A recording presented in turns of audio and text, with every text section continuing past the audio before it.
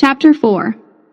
One afternoon, a month later, Dorian Gray was reclining in a luxurious armchair in the little library of Lord Henry's house in Mayfair.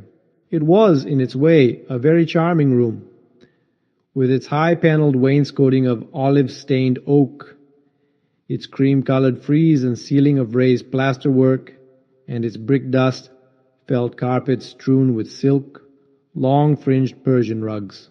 On a tiny satinwood table stood a statuette by Clodion, and beside it lay a copy of Les Cent Nouvelles, bound for Margaret of Valois by Clovis Eve, and powdered with the gilt daisies that Queen had selected for her device.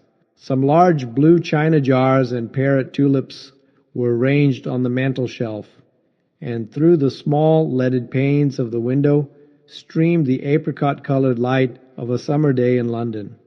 Lord Henry had not yet come in. He was always late on principle, his principle being that punctuality is the thief of time. So the lad was looking rather sulky, as with listless fingers he turned over the pages of an elaborately illustrated edition of Manon Lescaut that he had found in one of the bookcases. The formal, monotonous ticking of the Louis XIV clock annoyed him. Once or twice he thought of going away. At last he heard a step outside, and the door opened. "How late you are, Harry," he murmured. "I am afraid it is not Harry, Mr. Gray," answered a shrill voice. He glanced quickly round and rose to his feet. "I beg your pardon. You thought it was my husband. It is only his wife. You must let me introduce myself. I know you quite well by your photographs. I think my husband has got 17 of them." "Not 17, Lady Henry." "Well, 18 then, and I saw you with him the other night at the opera."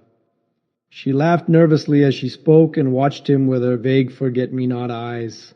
She was a curious woman, whose dresses always looked as if they had been designed in a rage and put on in a tempest. She was usually in love with somebody, and as her passion was never returned, she had kept all her illusions.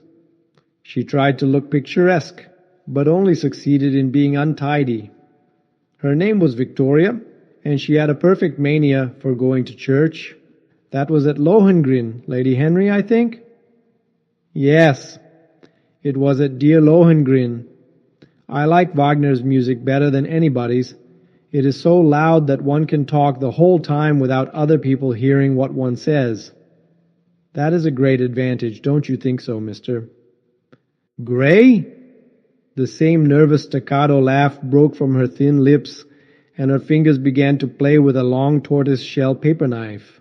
Dorian smiled and shook his head. "I am afraid I don't think so, Lady Henry. I never talk during music, at least, during good music. If one hears bad music, it is one's duty to drown it in conversation." "Ah, that is one of Harry's views, isn't it, Mr. Gray?" "I always hear Harry's views from his friends. It is the only way I get to know of them. But you must not think I don't like good music. I adore it, but I am afraid of it. It makes me too romantic. I have simply worshipped pianists, 2 at a time, sometimes, Harry tells me. I don't know what it is about them. Perhaps it is that they are foreigners. They all are, ain't they? Even those that are born in England become foreigners after a time, don't they? It is so clever of them, and such a compliment to art. Makes it quite cosmopolitan, doesn't it? You have never been to any of my parties, have you, Mr. Gray? You must come. I can't afford orchids, but I spare no expense in foreigners. They make one's rooms look so picturesque. But here is Harry. Harry, I came in to look for you, to ask you something. I forget what it was, and I found Mr. Gray here. We have had such a pleasant chat about music. We have quite the same ideas." "No, I think our ideas are quite different, but he has been most pleasant. I am so glad I've seen him." "I am charmed, my love, quite charmed. said Lord Henry, elevating his dark crescent-shaped eyebrows and looking at them both with an amused smile.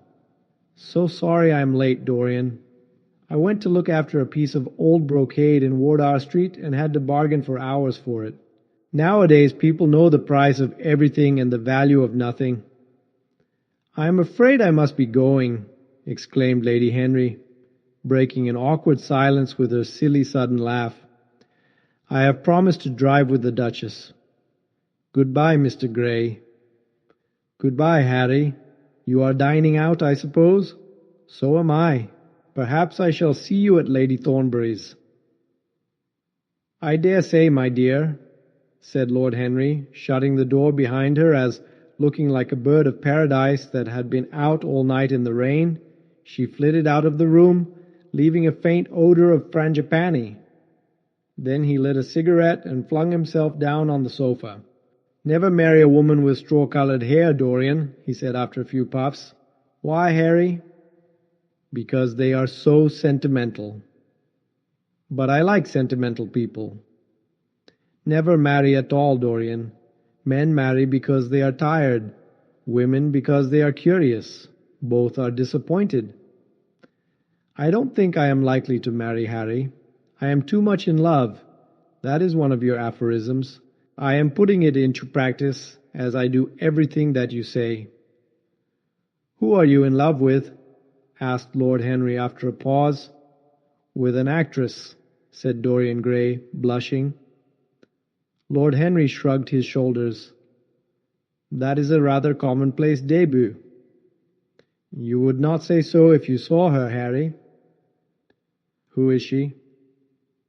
"Her name is Sybil Vane." "Never heard of her?"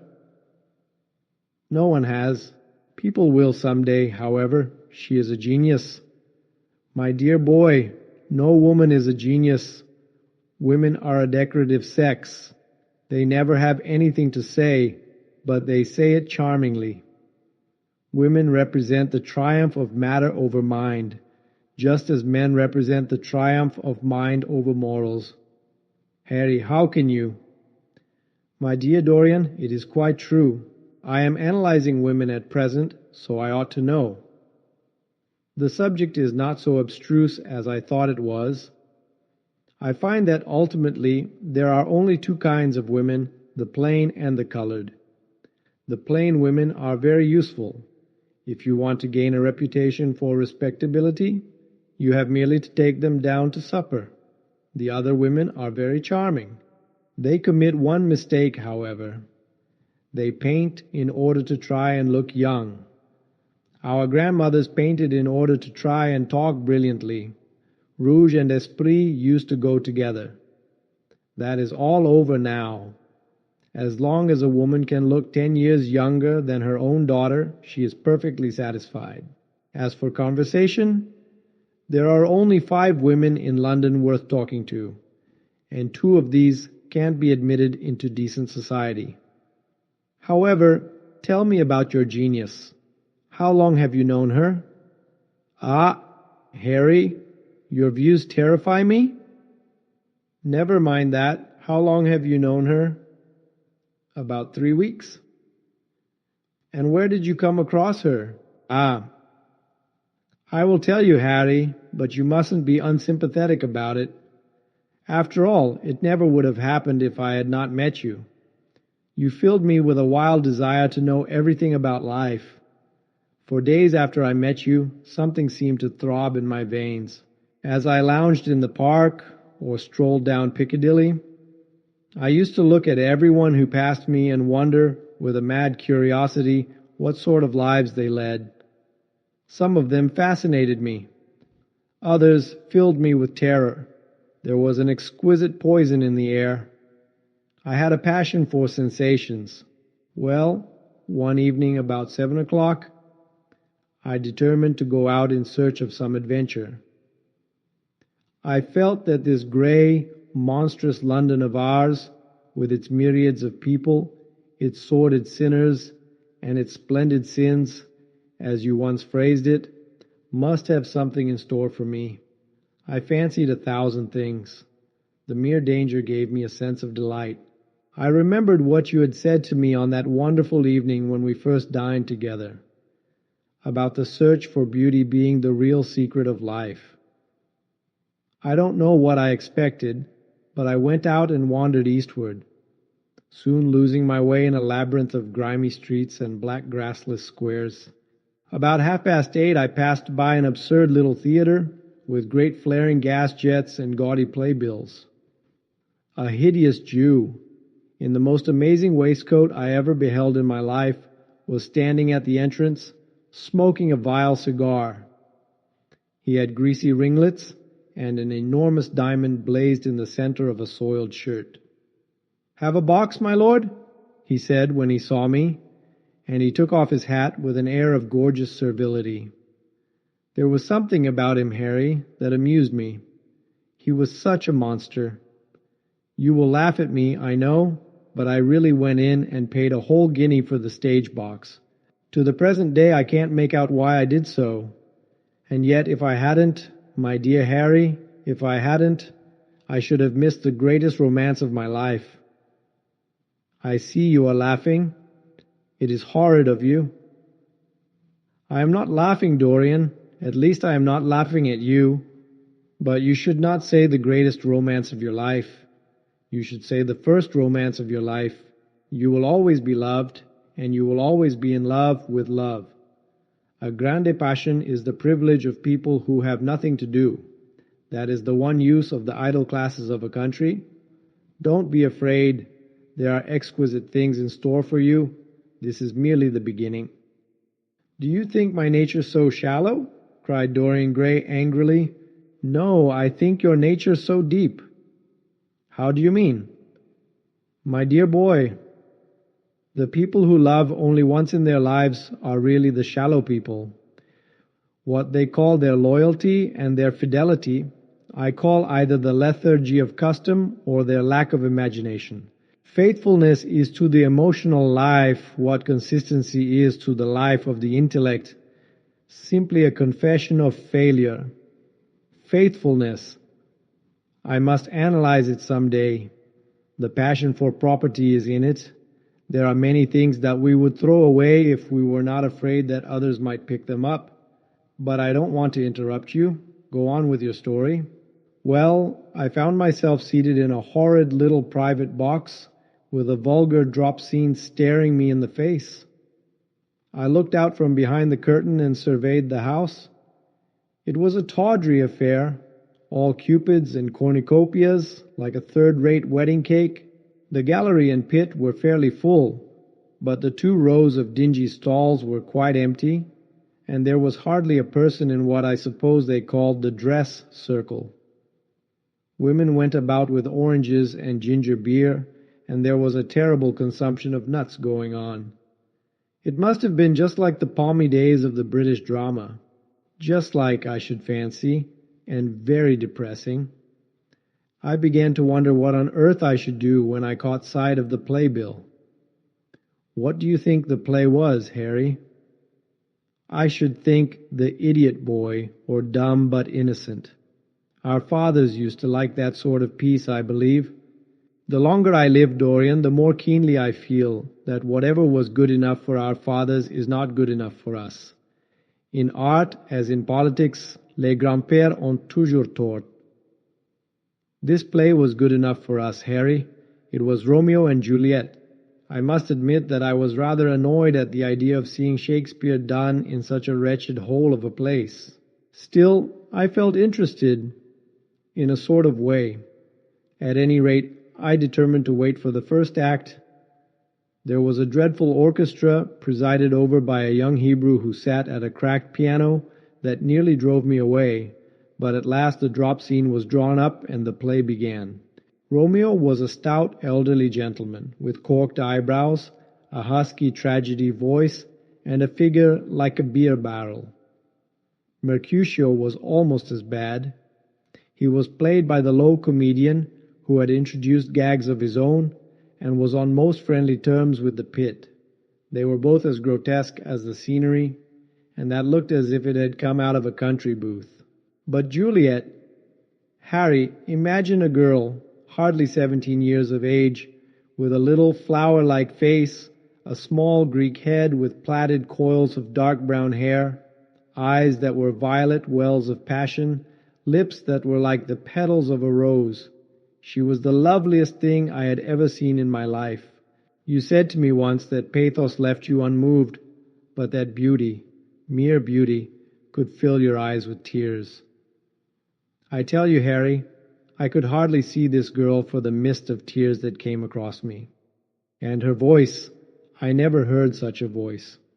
It was very low at first, with deep mellow notes that seemed to fall singly upon one's ear. Then it became a little louder and sounded like a flute or a distant hautboy. In the garden scene it had all the tremulous ecstasy that one hears just before dawn when nightingales are singing. There were moments later on when it had the wild passion of violins. You know how a voice can stir one. Your voice and the voice of Sybil Vane are two things that I shall never forget. When I close my eyes, I hear them, and each of them says something different. I don't know which to follow. Why should I not love her? Harry, I do love her. She is everything to me in life. Night after night I go to see her play. One evening she is Rosalind, and the next evening she is Imogen. I have seen her die in the gloom of an Italian tomb, sucking the poison from her lover's lips. I have watched her wandering through the forest of Arden, disguised as a pretty boy in hose and doublet and dainty cap. She has been mad, and has come into the presence of a guilty king, and given him rue to wear and bitter herbs to taste of. She has been innocent, and the black hands of jealousy have crushed her reed-like throat. I have seen her in every age and in every costume. Ordinary women never appeal to one's imagination. They are limited to their century. No glamour ever transfigures them. One knows their minds as easily as one knows their bonnets. One can always find them. There is no mystery in any of them. They ride in the park in the morning and chatter at tea parties in the afternoon. They have their stereotyped smile and their fashionable manner. They are quite obvious. But an actress, how different an actress is. Harry, why didn't you tell me that the only thing worth loving is an actress? Because I have loved so many of them, Dorian. Oh yes, horrid people with dyed hair and painted faces. Don't run down dyed hair and painted faces. There is an extraordinary charm in them sometimes, said Lord Henry. I wish now I had not told you about Sybil Vane. You could not have helped telling me, Dorian. All through your life you will tell me everything you do. Yes, Harry, I believe that is true. I cannot help telling you things. You have a curious influence over me. If I ever did a crime, I would come and confess it to you. You would understand me. People like you, the willful sunbeams of life, don't commit crimes, Dorian. But I am much obliged for the compliment, all the same. And now tell me, reach me the matches, like a good boy thinks. What are your actual relations with Sybil Vane? Sighed Jonas. Dorian Gray leaped to his feet, with flushed cheeks and burning eyes. Harry, Sybil Vane is sacred. It is only the sacred things that are worth touching, Dorian, said Lord Henry, with a strange touch of pathos in his voice. But why should you be annoyed? I suppose she will belong to you some day. When one is in love, one always begins by deceiving oneself, and one always ends by deceiving others. That is what the world calls a romance. You know her, at any rate, I suppose?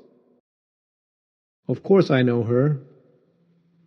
On the first night I was at the theatre, the horrid old Jew came round to the box after the performance was over and offered to take me behind the scenes and introduce me to her. I was furious with him and told him that Juliet had been dead for hundreds of years and that her body was lying in a marble tomb in Verona. I think, from his blank look of amazement, that he was under the impression that I had taken too much champagne, or something. I am not surprised. Then he asked me if I wrote for any of the newspapers. I told him I never even read them.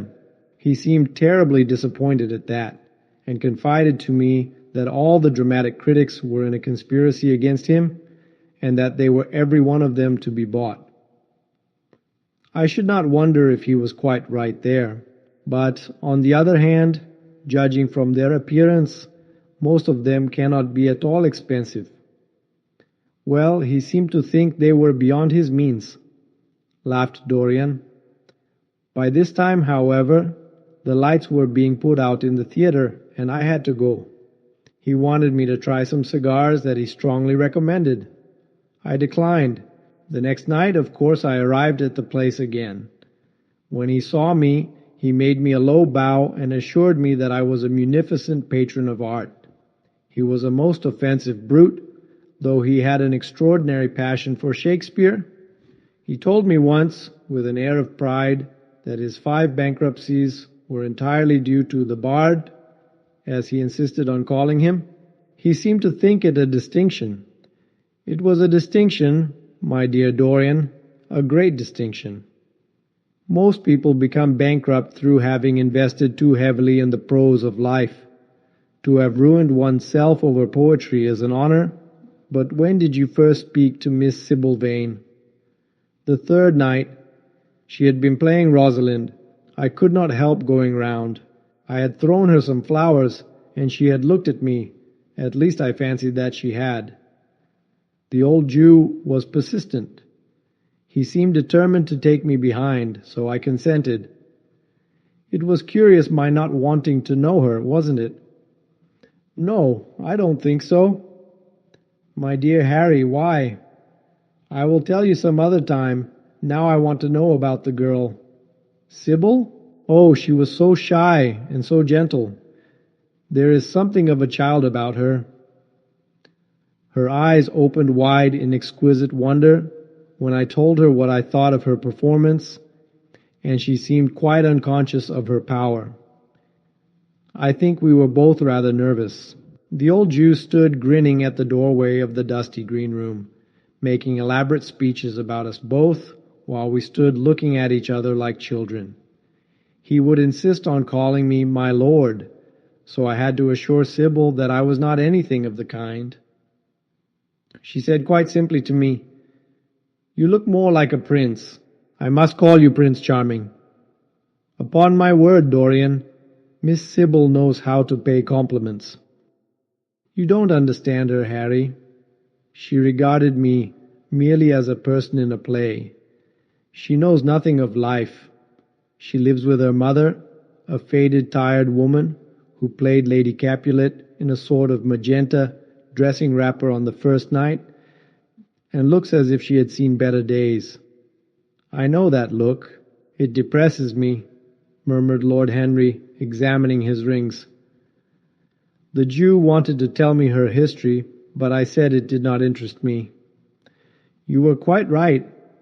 There is always something infinitely mean about other people's tragedies. Sybil is the only thing I care about. What is it to me where she came from? From her little head to her little feet, she is absolutely and entirely divine. Every night of my life I go to see her act, and every night she is more marvelous. That is the reason, I suppose, that you never dine with me now. I thought you must have some curious romance on hand. You have, but it is not quite what I expected. My dear Harry, we either lunch or sup together every day, and I have been to the opera with you several times, said Dorian, opening his blue eyes in wonder. You always come dreadfully late. Well, I can't help going to see Sybil play, he cried, even if it is only for a single act. I get hungry for her presence, and when I think of the wonderful soul that is hidden away in that little ivory body, I am filled with awe. You can dine with me tonight, Dorian, can't you? He shook his head. Tonight she is Imogen, he answered, and tomorrow night she will be Juliet. When is she Sybil Vane? Daisiem? Never. I congratulate you. How horrid you are! She is all the great heroines of the world in one. She is more than an individual. You laugh, but I tell you she has genius. I love her, and I must make her love me. You who know all the secrets of life, tell me how to charm Sybil Vane to love me. I want to make Romeo jealous. I want the dead lovers of the world to hear our laughter and grow sad. I want a breath of our passion to stir their dust into consciousness, to wake their ashes into pain. My God, Harry, how I worship her. Okay, he was walking up and down the room as he spoke. Hectic spots of red burned on his cheeks. He was terribly excited. Lord Henry watched him with a subtle sense of pleasure. How different he was now from the shy, frightened boy he had met in Basil Hallward's studio. His nature had developed like a flower, had borne blossoms of scarlet flame. Out of its secret hiding place had crept his soul, and desire had come to meet it on the way. "And what do you propose to do?" said Lord Henry at last. "I want you and Basil to come with me some night and see her act. I have not the slightest fear of the result. You are certain to acknowledge her genius. Then we must get her out of the Jew's hands. She is bound to him for 3 years, at least for 2 years and 8 months from the present time. I shall have to pay him something, of course. When all that is settled, I shall take a West End theatre and bring her out properly. She will make the world as mad as she has made me." "That would be impossible, my dear boy." "Yes, she will. She has not merely consummate art instinct in her, but she has personality also, and you have often told me that it is personalities, not principles, that move the age." "Well, what night shall we go?" "Let me see. Today is Tuesday. Let us fix tomorrow. She plays Juliet tomorrow." "All right. The Bristol at 8 o'clock, and I will get Basil." "Not 8, Harry, please. 6:30. We must be there before the curtain rises. You must see her in the first act, where she meets Romeo." 6:30. What an hour! It will be like having a meat tea or reading an English novel. It must be 7. No gentleman dines before 7. Shall you see Basil between this and then, or shall I write to him? Dear Basil, I have not laid eyes on him for a week. It is rather horrid of me, as he has sent me my portrait in the most wonderful frame, specially designed by himself, and though I am a little jealous of the picture for being a whole month younger than I am, I must admit that I delight in it. Perhaps you had better write to him. I don't want to see him alone. He says things that annoy me. He gives me good advice." Lord Henry smiled. "People are very fond of giving away what they need most themselves. It is what I call the depth of generosity. Oh, Basil is the best of fellows, but he seems to me to be just a bit of a Philistine. Since I have known you, Harry, I have discovered that. Basil, my dear boy, puts everything that is charming in him into his work. The consequence is that he has nothing left for life but his prejudices, his principles, and his common sense. The only artists I have ever known who are personally delightful are bad artists.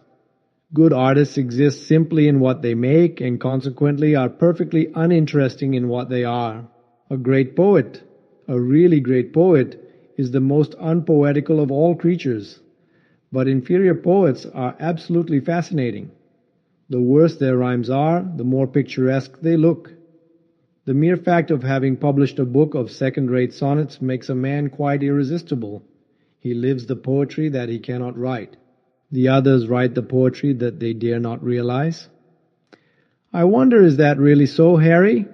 said Dorian Gray, putting some perfume on his handkerchief out of a large gold-topped bottle that stood on the table.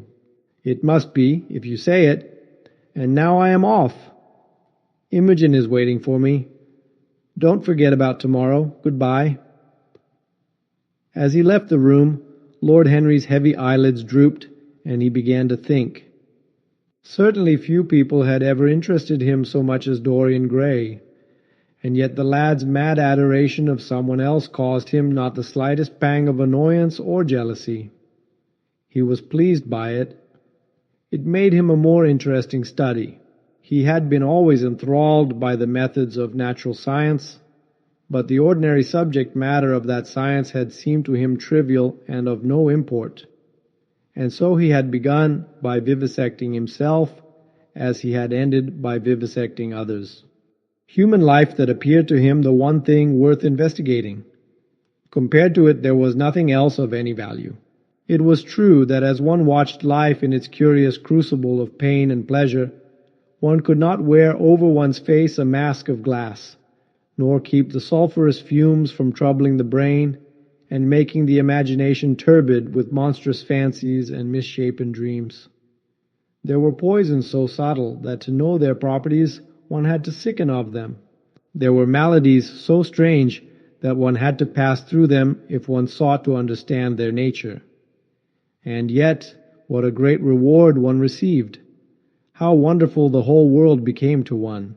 To note the curious hard logic of passion and the emotional-colored life of the intellect, to observe where they met and where they separated, at what point they were in unison, and at what point they were at discord.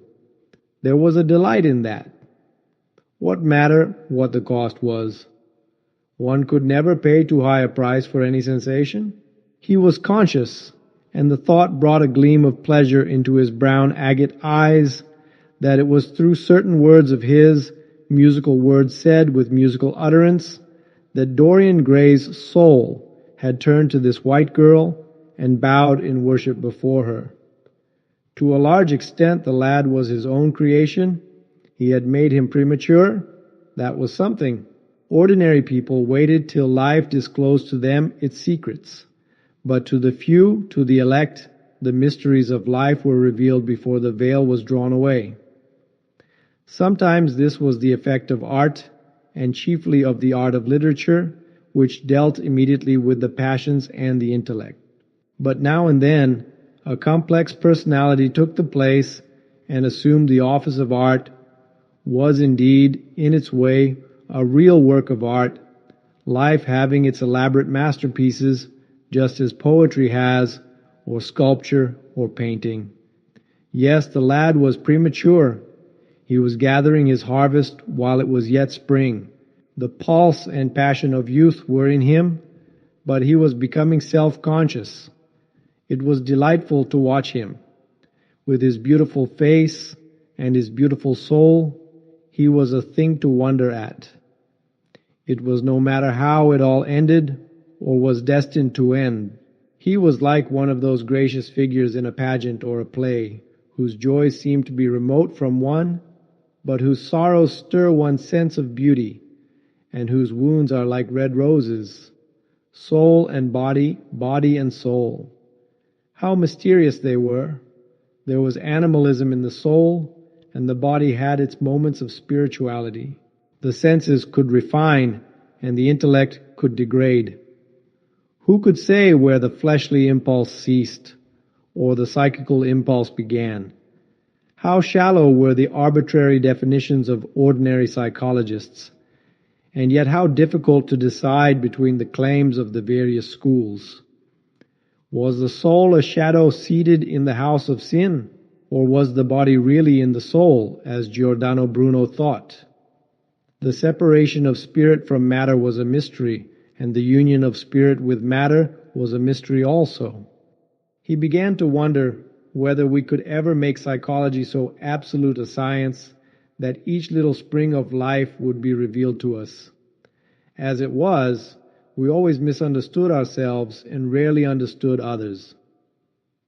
Experience was of no ethical value. It was merely the name men gave to their mistakes. Moralists had, as a rule, regarded it as a mode of warning, had claimed for it a certain ethical efficacy in the formation of character, had praised it as something that taught us what to follow and showed us what to avoid. But there was no motive power in experience. It was as little of an active cause as conscience itself. All that it really demonstrated was that our future would be the same as our past, and that the sin we had done once, and with loathing, we would do many times and with joy. It was clear to him that the experimental method was the only method by which one could arrive at any scientific analysis of the passions. And certainly Dorian Gray was a subject made to his hand and seemed to promise rich and fruitful results. His sudden mad love for Sybil Vane was a psychological phenomenon of no small interest. There was no doubt that curiosity had much to do with it, curiosity and the desire for new experiences, yet it was not a simple but rather a very complex passion. What there was in it of the purely sensuous instinct of boyhood had been transformed by the workings of the imagination, changed into something that seemed to the lad himself to be remote from sense, and was for that very reason all the more dangerous. It was the passions about whose origin we deceived ourselves that tyrannized most strongly over us. Our weakest motives were those of whose nature we were conscious. It often happened that when we thought we were experimenting on others, we were really experimenting on ourselves. While Lord Henry sat dreaming on these things, a knock came to the door, and his valet entered and reminded him it was time to dress for dinner. He got up and looked out into the street. The sunset had smitten into scarlet gold the upper windows of the houses opposite. The panes glowed like plates of heated metal. The sky above was like a faded rose. He thought of his friend's young fiery-colored life and wondered how it was all going to end. When he arrived home about 12:30, he saw a telegram lying on the hall table. He opened it and found it was from Dorian Gray. It was to tell him that he was engaged to be married to Sybil Vane.